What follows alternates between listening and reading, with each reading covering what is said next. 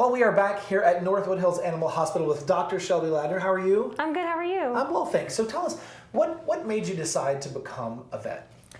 Oh, it's a hard one because I feel like the cliche answer is like we love animals, because we all do. But I really enjoyed education. I started working at a vet when I was young, and I felt like there was a lot of people, even me when I was a young kid, when we had pets and didn't really take them to the vet, I didn't really understand the extent of the health that goes into animals and human health. It all combines, you know, taking care of your pets takes care of you, because there's a lot of diseases that can transmit between animals and humans. So when I started working at the vet, when I was a teenager, I really enjoyed educating clients on animal health, and that's kind of what drove me to be a vet, was mostly just trying to get the advocacy out there. Sure. For veterinary medicine. There's also that mental health piece that we could just dive, it's a whole other segment, but the whole fact of having the pets, the happy, healthy pets in the home with the family just makes everything feel so much nicer and so much more fun and carefree. So a big piece of having pets in the home is making sure that they're healthy, and that's why we're here today. So today we're going to discuss the dental side of keeping your pets healthy. I know just from having pets that bad dental health can, in humans as well, but bad dental health in pets can lead to a myriad of other issues. So tell us, why is it important to keep the dental health of your pet up to date? Yeah, because dental health is important because the bacteria that accumulate on the teeth contribute to other infections. Like the bacteria can spread to the heart valves and actually cause endocarditis. It can also cause kidney disease, because those can migrate to the kidney. And then they can also cause abscesses in the mouth, where you can actually usually see it on the dog's face, and it's very painful. And usually if you can do it ahead of time, whenever you see just a little bit of plaque on there, you can avoid extractions of large teeth, and just avoid fistulas and just more infections in the sinuses or at the heart valves and the kidneys.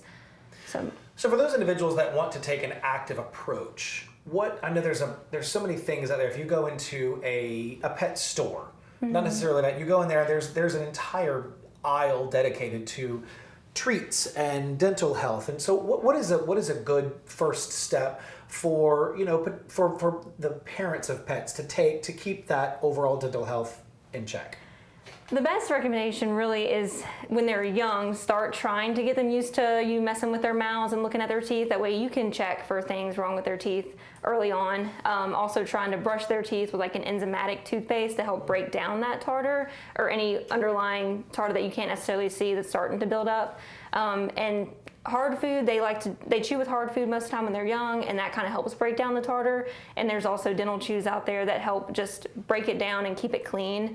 Mostly the enzymatic ones are the ones that contribute the most to that. And what is an enzymatic one when you say that? What are you referring to?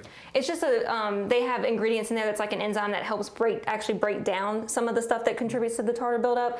Some toothpastes, if they don't have that, you're just pretty much brushing over it, and you're not actually getting something in there to break it down and makes it easier to come off. I had one this little thing that you slid over your finger, and it had these little nodules, and you put the toothpaste on it. But then my dog just thought it was a game, and it was like, now she's chewing on my finger, and we're not getting anything done. It's hard.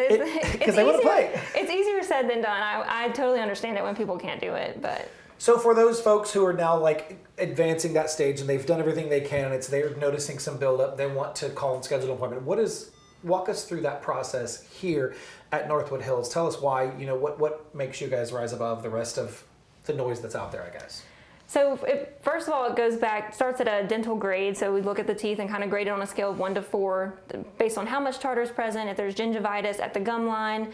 And then we kind of go forth to decide if it's time to do a dental, get them scheduled for dental. But we also have dental x-ray that takes a picture of all the teeth down to the roots, because there's been many cases where I have not had dental x-ray exposure before, and I've seen dentals done, and you know, you can remove teeth based on where you clean off the tartar and you can see the root exposure, and you say, well, that needs to come out because I can see roots. So you can remove those all day long and suture it back up. But there's been many cases where dogs or cats have fractures below the gum line, but the tooth on the top is healthy, and the x-rays help us see that. We also always do pre-anesthetic blood work to make sure that the kidneys, livers are functioning appropriately, make sure that there's no heart murmur present. That way we can tailor the best anesthetic protocol to your pet. And that helps us check out everything. It's not 100%, but it helps the most to make sure they're healthy enough to go under anesthesia. And I think it's similar to humans, right? The last thing you want to do is take teeth out. You want to avoid that at all cost. That's why we like to do it early before you have the abscesses and everything. And so if you know, when it gets to that point and you're looking at your dog's teeth and you see a lot of buildup and the teeth aren't white, they're yellow, and there's at the gum line there's really dark, you know, buildup, and it's getting to that they're not eating as much as they should. What are some of the major issues? Because I know that with humans there are other issues that can spill out of bad dental health or bad oral health. What are some of the things that animals face? I mean, they can also get heart disease. The bacteria in the mouth can migrate to the valve and accumulate there, which can cause a heart murmur and eventually heart failure if the valve is destroyed by the bacteria. Same thing when I mentioned about the kidney disease. They can accumulate in the kidney and cause like a pyelonephritis, fever, lethargy, inappetence, things like that. So when it comes to like just what you're seeing in your pet's mouth, there could be so many other things underlying that you don't know unless you come into the vet and have a full exam. That way, you guys, am I right?